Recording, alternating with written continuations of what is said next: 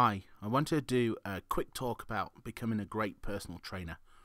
So I thought I'd do it as a little bit of a mind map, just so you can see all the stuff that goes on in my head when I'm trying to build stuff for our business. But also, I want to try and help you fill any gaps you might have in your product or experience, and maybe you can add to this and go onto Facebook and tell us what you think. So, first of all, you need to be qualified. You don't actually have to be qualified depending where you are, but for insurance purposes it certainly helps.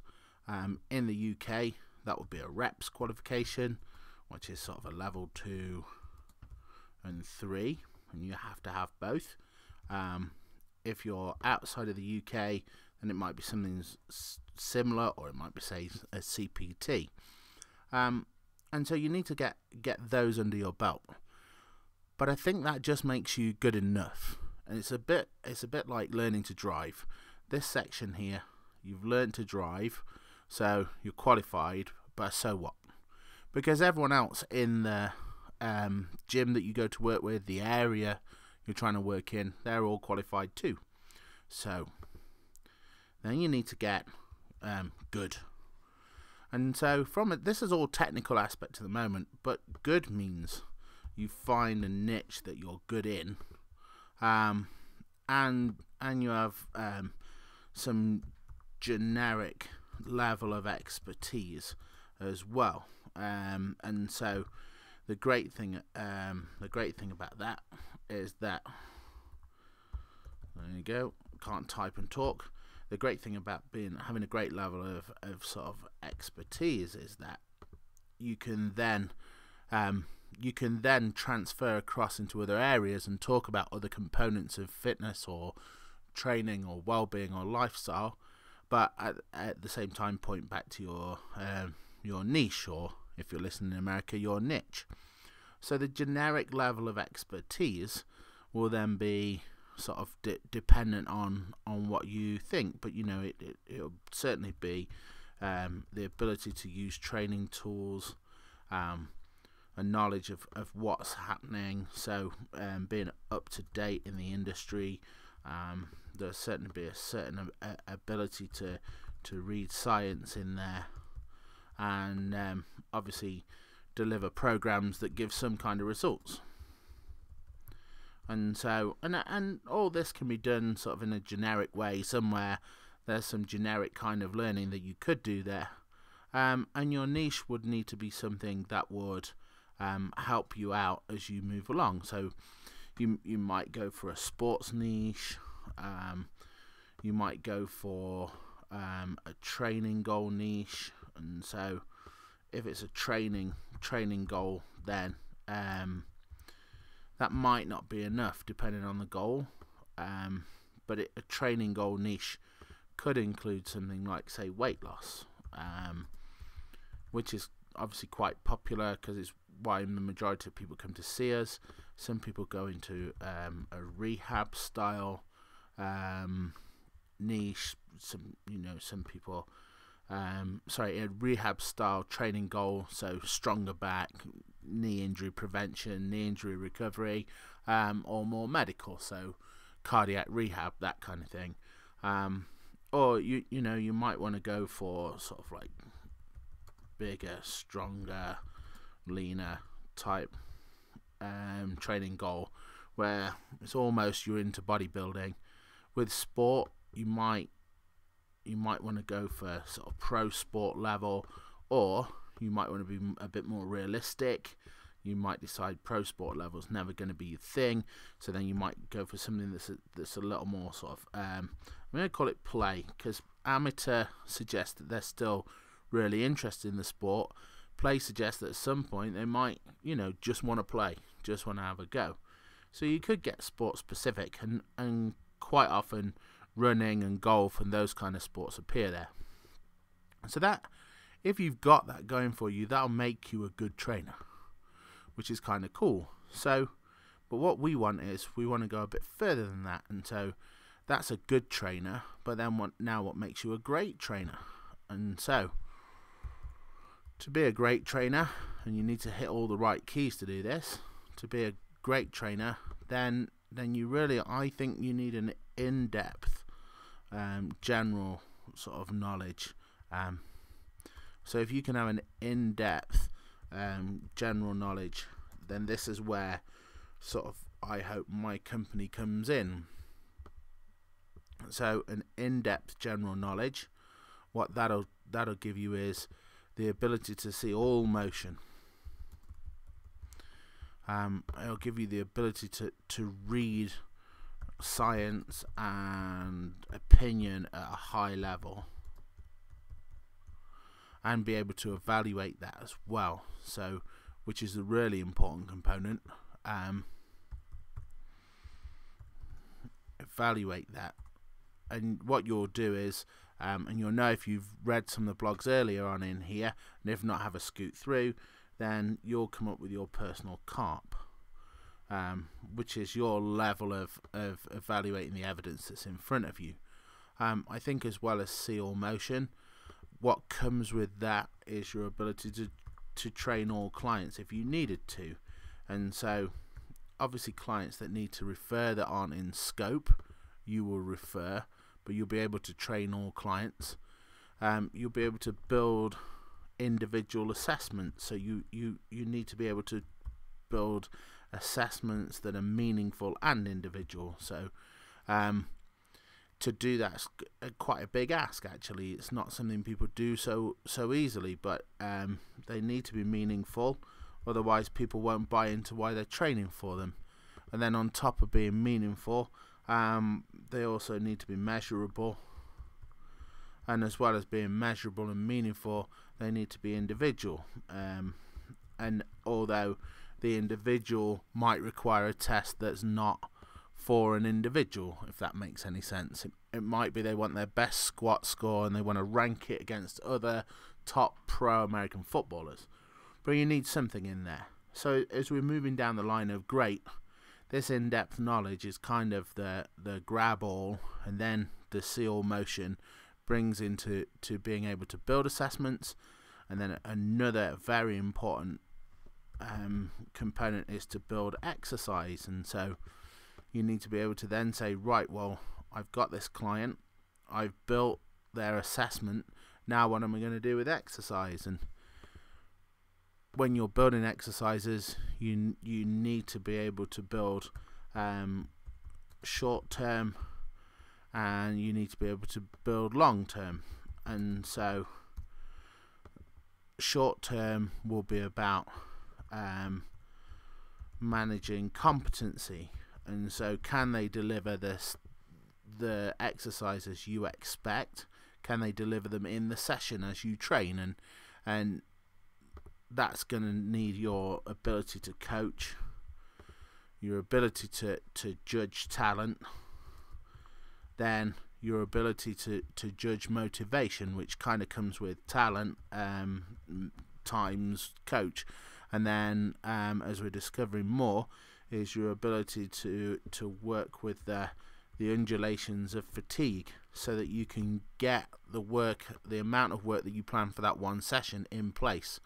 Long term, you're planning to avoid injuries, and so through injuries you're looking at the amount of volume you're asking from your client could lead towards an injury. Also, previous injuries could lean towards injuries, so you might want components of the programming to address that. The sport might lead someone towards an injury. You might need components of programming to work with that too. So we have our exercise, we have long term, we have injuries, obviously we have performance, and within that you might want to be considering how do you peak performance, when do you peak performance, and then on the long term you've also got other things like holidays and stuff. And so your long term planning and your short term management of the programs, they're very important, and being able to see all motion, that's very important when it comes to injury prevention long term, and all these assessments short term, because they can't hide motion. They can hide feedback, they can hide other stuff, but they can't hide motion. Now you tie that into their meaningful, measurable and individual assessments, your ability to train all clients away from pain that come and present themselves to you for any kind of goal that they want. You put all that together, that makes you a pretty top-end trainer. Now, of course, what you really need, as well as this in-depth knowledge at a general level, you really want to have some specific niche knowledge as well.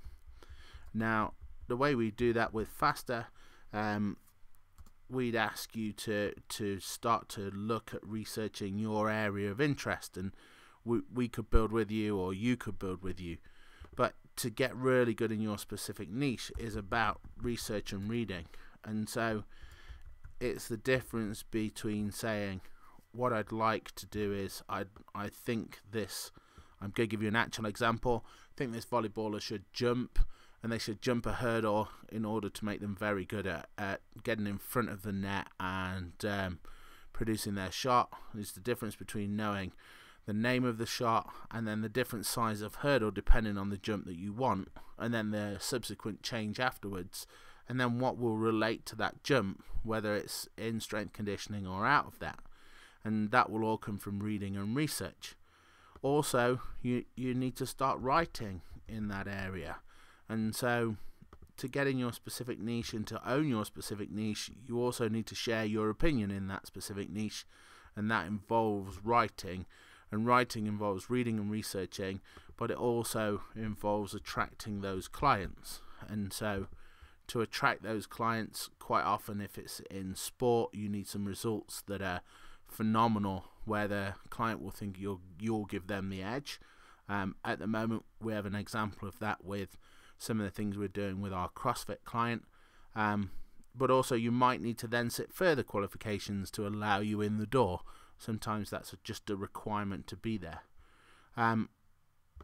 It's really good to have results knocking around so that you can show people how it works, and then on top of that you're going to have demonstrations of how you work the system. So if you do have those in place, that's great, because now you're starting to show that you can be trusted, and you'll start to attract people from your niche.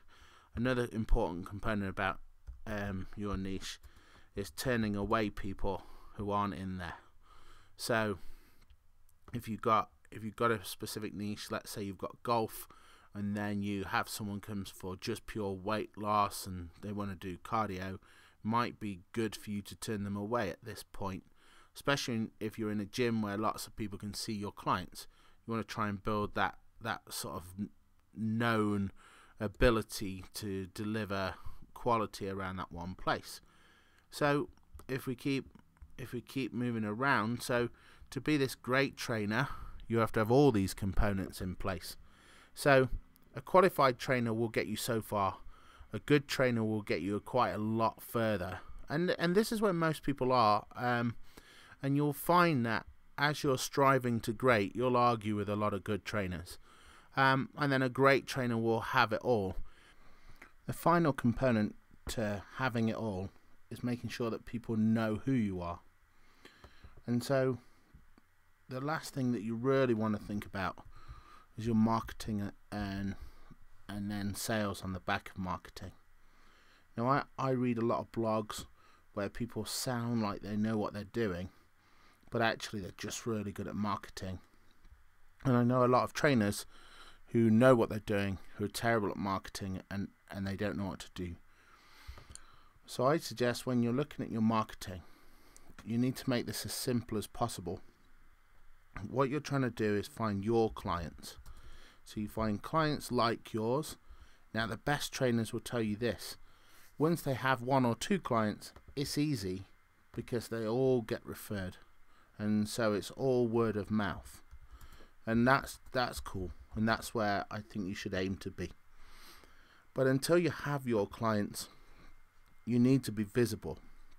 Now there's some components to marketing. It's not just let's put an advert out there. So the first thing is you need to find somewhere where you can make a first impression. So a first impression, that could be live, and so you could be going out and giving to charity some sessions, or you could be doing talks in local places, or you could be doing demos, or you could be in your gym doing live stuff. But you need that first impression needs to be set up somewhere. It could be online.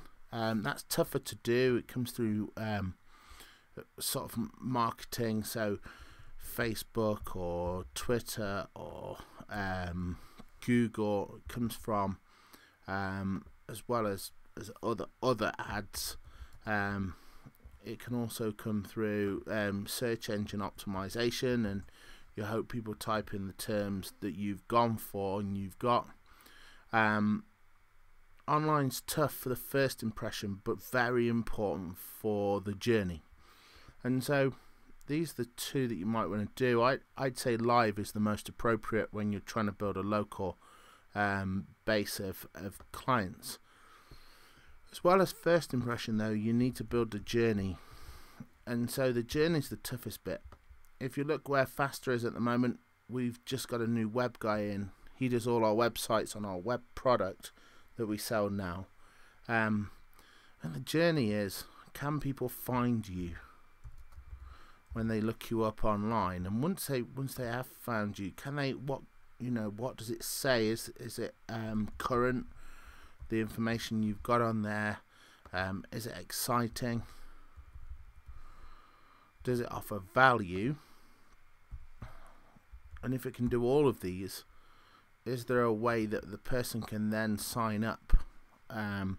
So it's called a call to action, which sounds quite salesy, but is there a call to action so that you can take them on the next stage and the next stage? And that might be something free, and then that might be followed by something paid for,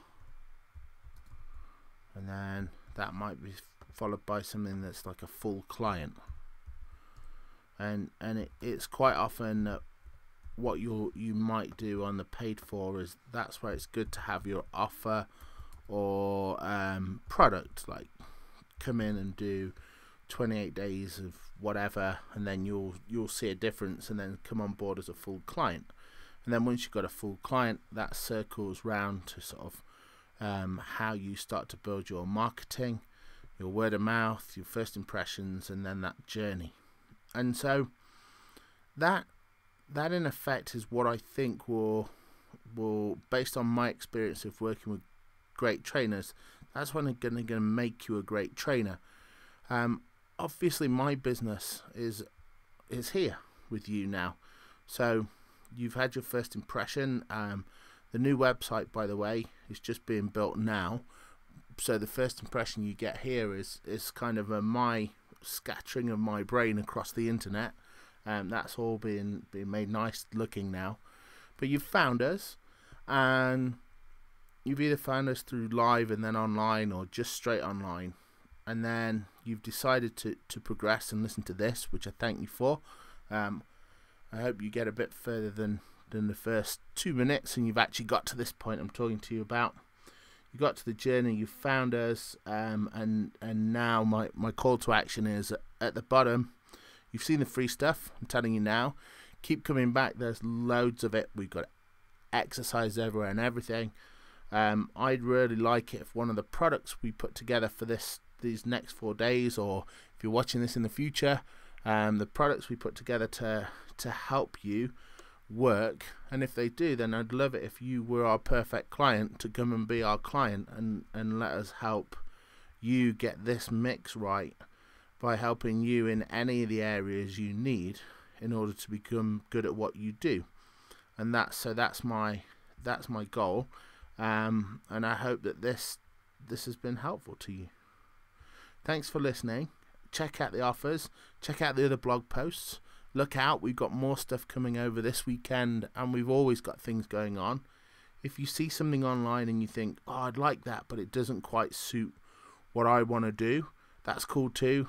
Drop me an email, hit contact through our website, or jump on our Facebook and drop me a note, and I'll change things for you and bespoke it.